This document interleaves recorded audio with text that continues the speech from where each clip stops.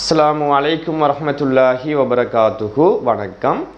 நாம் இன்று தரம் 10 மாணவர்களுக்கு சதவீதம் என்ற பாடத்திற்கு அடுத்த அழகாக இருக்கின்ற சமன்பாடுகள் என்ற பாடத்தை பற்றி தான் பார்க்க இருக்கின்றோம். இந்த சமன்பாடு என்ற பாடம் மிக மிக முக்கியமான ஒரு அழகு பிள்ளைகள். காரணம், இந்த அழகில பெரிய தலைப்பு பார்ட் 2 எஸ்ஏ பார்ட்டில் வரக்கூடிய 2 பெரிய தலைப்பு காணப்படுவதுடன் அது பார்ட் 1 வரக்கூடிய ஒரு கேள்விகளாகவும் இடம்பெறும். அத்துடன் இப்படியான எளிய சமன்பாடுகளை தீர்த்தல் சம்பந்தமான கேள்வி பார்ட் 1 எஸ்ஐயில் ஏ பார்ட் அல்லது பி பார்ட்டாக வரக்கூடியதாக இருக்கு. அப்போ இந்த சமன்பாடு என்ற பாடத்தை நம்ம பூரணமாக படிப்போம் என்று சொன்னால் உங்களோட செகண்ட் டைம், அதிலிருந்து வரக்கூடிய தேர்ட் டைம், ஓஎல் இருக்கக்கூடிய ஃபர்ஸ்ட் டைம், இப்படி தொடர்ச்சியாக 24 அல்லது 26 மார்க்ஸுக்குரிய கேள்வி பகுதிகள் இந்த அலகிலிருந்து வரும். அப்போ இது ஒரு பெரிய பாடப்பரப்பாக இருந்தாலும் இதில் அதிகூடிய மார்க்ஸ் எடுக்கக்கூடிய ஒரு பாடப்பரப்பு. அப்போ நம்ம ஒவ்வொரு தலைப்பாகத்தான் இந்த பாடத்தை முடிக்கக்கூடியதாக இருக்கின்றோம்.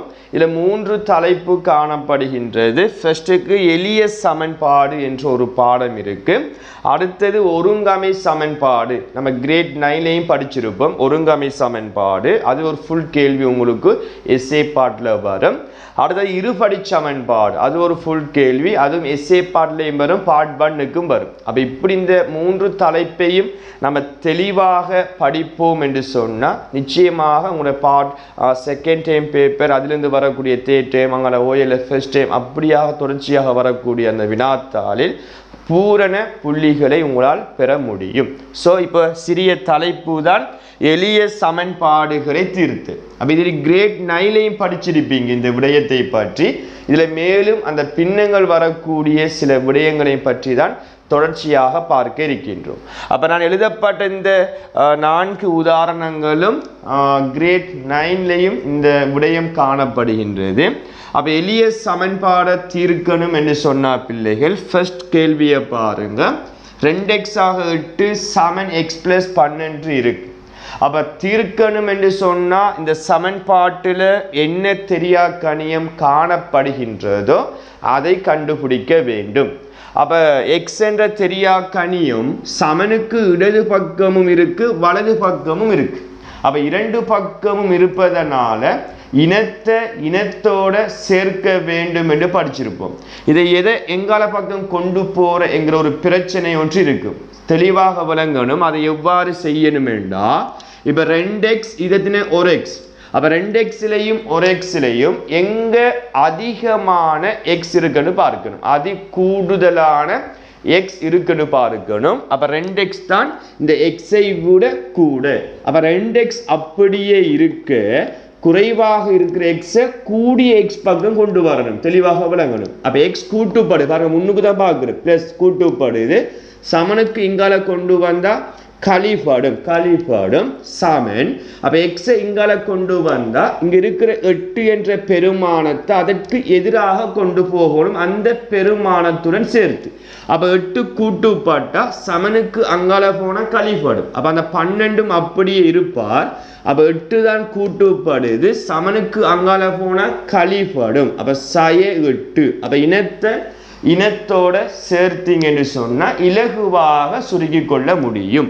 அப்போ 2xலிருந்து 1x போனால் எக்ஸ் என்று வரும், 12லிருந்து 8 போனால் 4. அப்போ எக்ஸின் பெருமானம் 4 என்று கிடைக்கும்.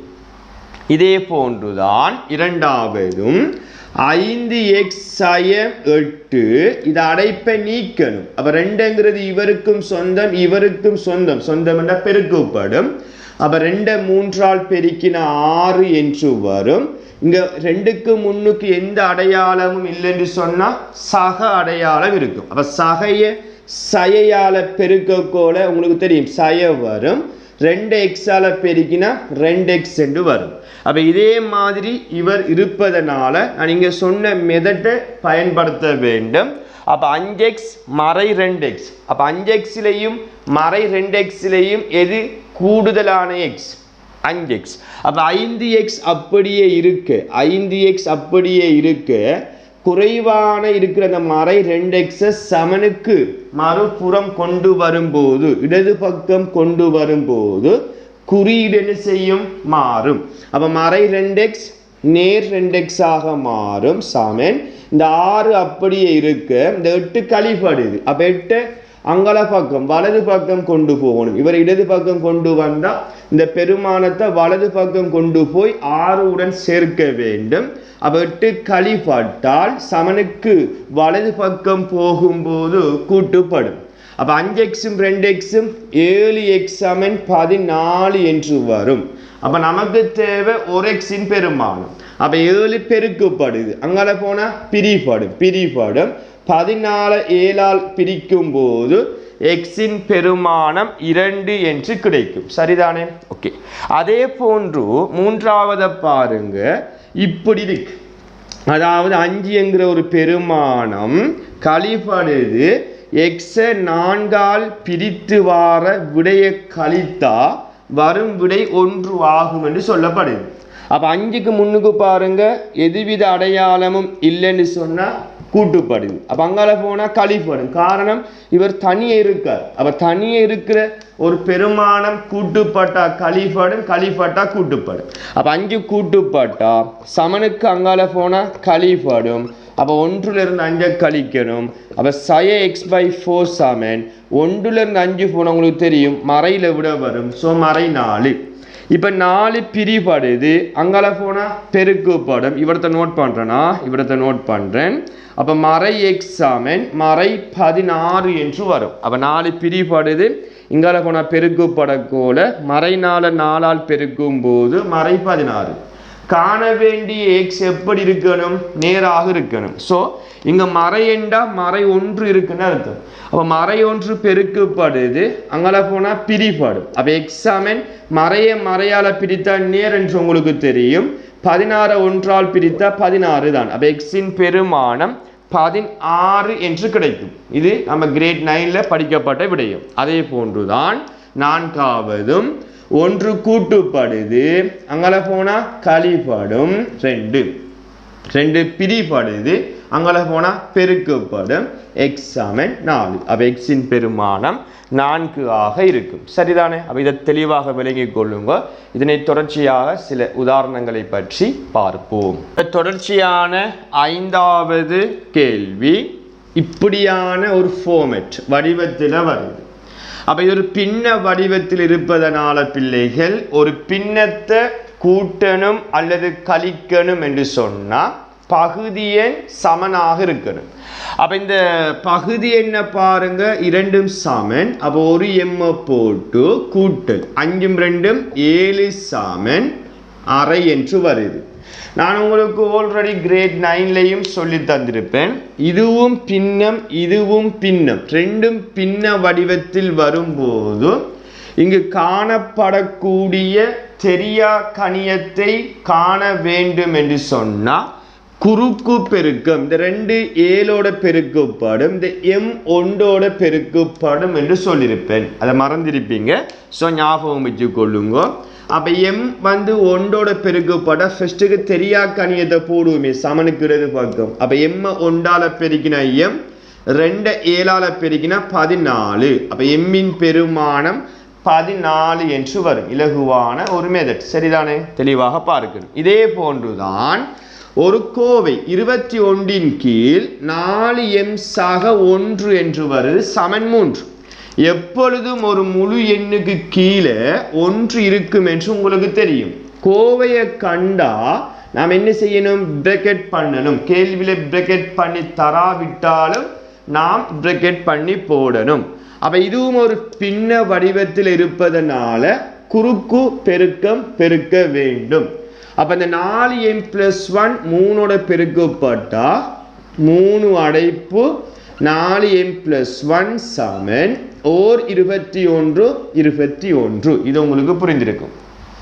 இப்ப இந்த 3ஆல அடைப்பை நீக்கியும் செய்யலாம், அடைப்பை நீக்காமலும் செய்யலாம். 2 மெத்தட் இருக்கு. ஸோ நான் அடைப்பை நீக்கிறேன், பொதுவான மெத்தட் ஊடாக செய்கிறேன். 3 4m ஆல பெருக்கினா 12m சாக 3 ஒன்றால் பெருக்கினா 3 சமன் 21. அப்போ 3 கூட்டுப்படுது. சமனுக்கு அங்கால போன என்ன செய்யப்படும்? கழிப்படும். கழிப்பட்டத்தினே 18 நேரடியாக போடுவோம். 12 பெருக்குப்படுது. சமனுக்கு அங்கால போன என்ன செய்யப்படும்? பிரிப்படும். அப்போ 18 12ஆல பிரித்தா தசத்தில் வரும். ஸோ தசத்தில் போடாம இந்த 12ஐயும் 18ஐயும் மேலும் சுருக்க முடியாத அளவுக்கு சுருக்கினீங்கன்னா மேக்சிமம் 6ஆல சுருக்கலாமே. இது 2 முறை, இது 3 முறை. அப்போ 2ல் 3 வரும். விரும்பினா அதை முறைமை இல்லா பின்னத்தை கலப்பு எண்ணுக்கு மாற்றும் போது 1 உடன் 2ல் 1 என்று கிடைக்கும். இதே போன்றுதான் இந்த 7வது கேள்வியும் பின்ன வடிவத்தில் வருது. கோவை அட்சரகணித கோவை பிரக்கெட் பண்ணுங்க. அப்போ 2னுடைய கோவையும் சமன். அப்போ ஒரு எக்ஸாய 2 போட்டு 5 3 8 சமன் 2. அப்போ எப்பொழுதும் ஒரு முழு எண்ணுக்கு கீழே 1 இருக்கும். ஸோ இதை குறுக்கு பெருக்கம் பெருக்க வேண்டும். பின்ன அமைப்பில் வந்தால் குறுக்கு பெருக்கம் தான், வேற ஒரு மெதட்டும் இல்லை, தெளிவாக பார்க்கணும். அப்போ நான் எப்பயும் தெரியாக்கன்னு இதை முன்னுக்கு போடுவேனே, இந்த 2 இதோட பெருக்கப்படும். அப்போ எக்ஸாய 2 சமன் 1 8 8. அப்போ அடைப்பை நீக்குவோமே, 2x ஆய 2 2ஆல பெருக்கினா 4 சமன் 8. 4 கழிப்படுது, அங்கால போனால் கூட்டுப்படும். அப்போ 2x சமன் 12. அப்போ எக்ஸின் பெருமானம் 2 பெருக்கப்படுது, அங்கே போனால் பிரிப்படும். பிரிக்க முடியும் என்பதனால எக்ஸின் பெருமானம் 6 என்று வரும். இப்போ இந்த 8வது பாருங்கடா, 2 அடைப்பு p+1 மேல் 15 + 1 கீழ் p+1. இது ஒரு அட்சரகணித கோவை பிரக்கெட் பண்ணணும். சமன் 8ல் எழுது. அப்போ இந்த பின்னத்தினுடைய பகுதி எண் சமன் இல்லை. அப்போ போமாசி பார்க்கணும். உங்களுக்கு தெரியும் p+1 p+1 சமன். ஆனால் இங்கே 2 இருக்கு, பட் 2 இல்லை. அப்போ 2 உருவாக்கணும்டா இந்த பின்னத்தை 2ஆல் மேலும் கீழும் என்ன செய்யணும்? பெருக்க வேண்டும். இப்போ 2னுடைய பகுதி என்னும் எப்படி இருக்கு? சமன். அப்போ 2 அடைப்பு p+1 மேலே 15 1 2 தானே, 15 2 17 நான் மொத்தமாக போடுறேன். நீங்கள் நம்ம ஃபர்ஸ்ட் டைமில் அந்த போமாசி அட்சரகணித பின்னம் என்ற பாடத்தினூடாக படிச்சிருக்கோம், நேரடியாக போடலாம். சமன் 7 கீழ் 8. இப்போ பின்ன வடிவத்தில் வந்து என்ன செய்ய வேண்டும்? குறுக்கு பெருக்கம் பெருக்க வேண்டும்.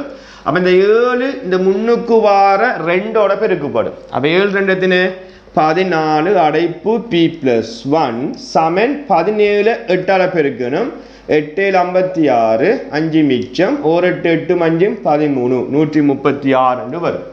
இப்போ அடைப்பை நீக்குவோமே, 14p சாக ஓர் 14 14 சமன் 136.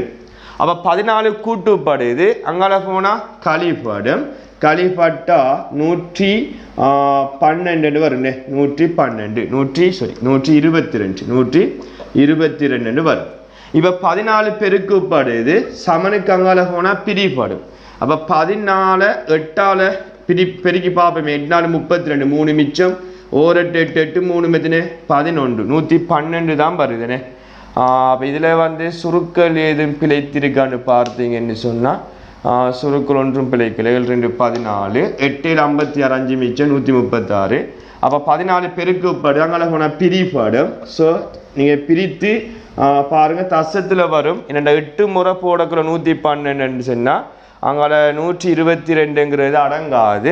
அப்போ தசத்தில் வரும் என்பதனால நான் சுருக்க முடியாத அளவுக்கு சுருக்கி கொள்றேன். அப்போ 2ஆல சுருக்கினா எத்தனை முறை வரும்?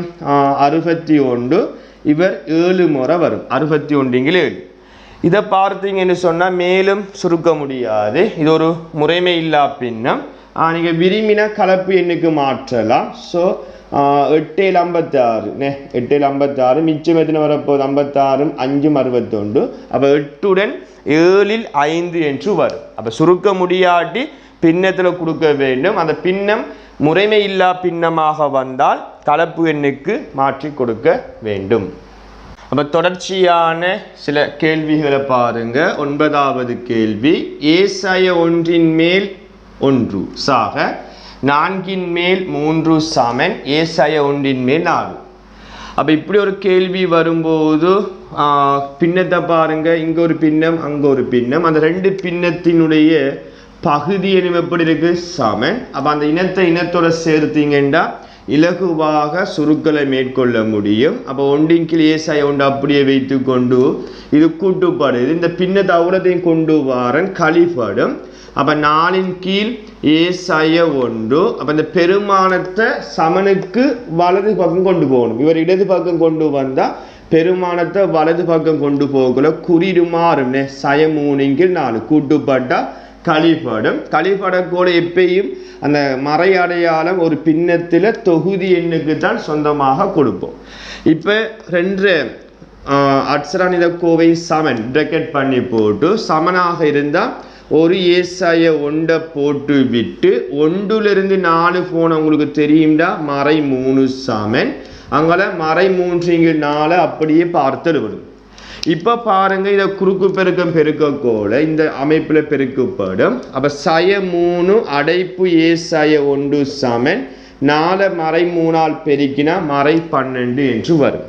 இதை நீங்கள் அடைப்பை நீக்காமலும் செய்யலாம். அதுக்கு ஒரு முறை ஒன்று இருக்கு பாருங்க. சய 3 பெருக்கப்படுது அங்கே போனால் பிரிப்படும். இப்போ ஏசாய 1 சமன் சய 12 சய 3ஆல் பிரித்தா ஏசாய 1 சமன் மறையால் பிரித்தா நேர் 12 3ஆல் பிரித்தா 4 என்று வரும். இல்லை நீங்கள் அடைப்பை நீக்கியும் செய்யலாம் முந்தி செஞ்ச மாதிரி. நான் இப்போ இதை அடைப்பை நீக்காம உங்களுக்கு செய்து காட்டியிருக்கேன். அப்போ 1 கழிப்படுது அங்கே போனால் கூட்டுப்படும். அப்போ ஏட பெருமானம் 5 என்று வரும். இதே போன்று கடைசி உதாரணத்தை பாருங்க. இப்படியான ஒரு வடிவத்தில் மேலுக்கும் அட்சரகணித கோவை கீழுக்கும் கோவை வருது பிரக்கெட் பண்ணி அங்கே பின்னம் 5 மேல் 4 என்று வருது. அப்போ இதை குறுக்கு பெருக்கம் பெருக்கும் போது 4 அடைப்பு x+3 சமன் 5 அடைப்பு x+1 இப்படி சமனுக்கு இடது பக்கமும் வலது பக்கமும் இந்த குறுக்கு பெருக்கத்தை பெருக்கி போட வேண்டும். இதை கட்டாயம் அடைப்பு நீக்கத்தான் வேணும். 4x 4 3ஆல் பெருக்கினா 12 5x பெருக்கினா 5x 5 சக 1ஆல் பெருக்கினா 5 என்று வரும். அப்போ நான் ஆல்ரெடி ஃபர்ஸ்ட் கேள்வியில் வழங்கப்படுத்தினதை போன்று பார்க்க வேண்டும். அப்போ 2 பக்கமும் எக்ஸ் இருந்தால் எங்கால பக்கம் அதிகமான எக்ஸ் இருக்குன்னு பார்க்கணும். அப்போ 4x பெருசா 5x பெருசா 5x. அப்போ 4x இடது பக்கம் கொண்டு போனால் வலது பக்கம் கொண்டு போனால் பெருமானத்தை இடது பக்கம் கொண்டு வர வேண்டும்.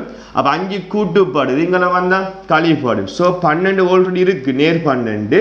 அப்போ 5 கூட்டுப்பட்டா இங்கே வந்தால் கழிப்படும். 12 சய 5 5 சய 12 போடப்போறா இந்த 12 அப்படியே இருக்கு 5 கூட்டுப்படுது இங்கே வந்தால் கழிப்படும். அப்போ 12 சய 5 சமன் 5x அப்படியே இருக்க 4x கூட்டுப்படுது அங்கே போனால் கழிப்படும். அப்போ 12லிருந்து 5 போனால் 7 சமன் x என்று வரும். இதுதான் போல. அப்போ எழுதக்கூட எப்பயும் பெருமானத்தை முன்னுக்கு போட்டு எழுதுவது சிறப்பாக இருக்கும். ஸோ எக்ஸின் பெருமானம் 7 என்று வரும். அப்போ இவ்வாறு தான் எளிய சமன்பாடுகளை தீர்க்கின்ற முறையாக இருக்கும். அப்போ இவ்வளவு தான் எக்ஸாமுக்குள்ள மாறி மாறி கேள்விகள் வரும். அப்போ எளிய சமன்பாடு இத்துடன் முடிவடைந்துள்ளது. அப்போ சொன்ன விடயம் அவ்வளோத்தையும் கூட கோப்பியில் நோட் பண்ணணும். இது சம்பந்தமான வேக் சீட் குழுமத்தினூடாக வழங்கப்படும். அந்த வேக் சீட்டையும் அடுத்த வகுப்பு எப்போது இருக்கின்றதோ அதற்கு இடையில் செய்து அனுப்பி கொள்ளுமாறு கேட்டுக்கொண்டு அடுத்த வகுப்பில் மிக முக்கியமான ஒரு விடயம் நம்ம தரம் 9லேயும் படிச்சிருப்போம் ஒருங்கமை சமன்பாடு. அந்த ஒருங்கமை சமன்பாட்டினுடைய மேலதிகமான சில விடயங்களை பற்றி தான் அடுத்த வகுப்பில் பார்க்க இருக்கின்றோம். அதுவரைக்கும் உங்களிடமிருந்து விடைபெற்று செல்கின்றேன். நன்றி, வணக்கம்.